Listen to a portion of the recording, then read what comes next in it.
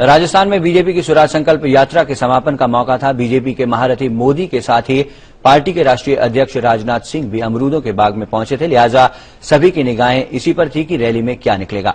जी हां, इस रैली से सामने आई मोदी की एबीसीडी।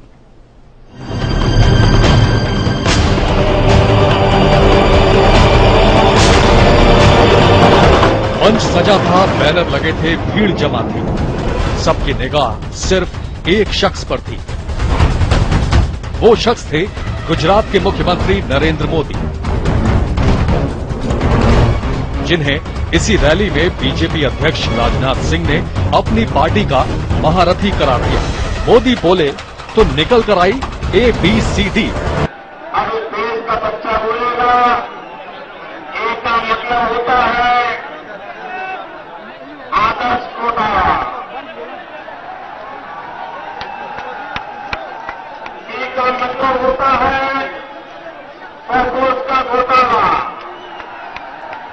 डी का मतलब होता है बेटे के कारनामे, सी का मतलब होता है डोंगरेगोरी, सी का मतलब होता है कांग्रेस, सी का मतलब होता है कॉमनवेल्थ कौभांड, डी का मतलब होता है डिफेंस में भ्रष्टाचार, ई का मतलब होता है दामाद का कारोबार। भाइयों बहनों, सारी नई एबीसीडी आ रही है।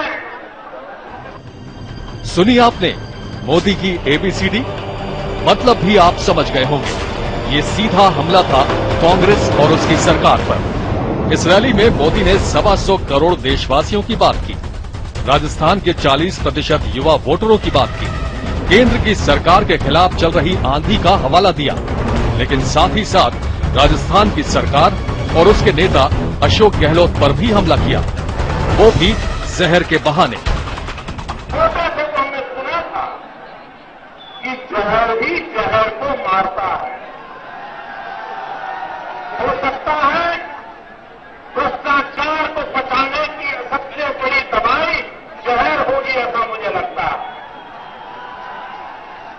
भ्रष्टाचार की पाचन शक्ति बढ़ाने की ताकत जहर में होगी, ऐसा मुझे लगता है। और इसलिए शायद कांग्रेस के ऊपर से नीचे सबको जहर की याद आती है, जहर पीने के संस्कार दिए जाते हैं। आप सोच रहे होंगे कि जहर की ये बात मोदी अहमदाबाद से लेकर आए होंगे, तो ऐसा नहीं है। दरअसल प्रदेश बीजेपी अध्यक्ष वसुंधरा राजे ने पहले इसे लेकर गहलोत पर निशाना साधा। मुख्यमंत्री कहते हैं कि मैं जहर पीकर आजकल काम कर रहा हूं।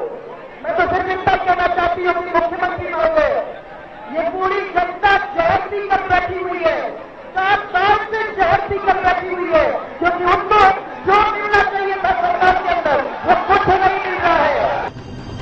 वसुंधरा के 78 दिन के मंथन के बाद ये स्वराज संकल्प यात्रा का समापन था, तो इसमें पहले से ही तय था कि किस तरह के भाषण होंगे, किन्हें निशाना बनाया जाएगा।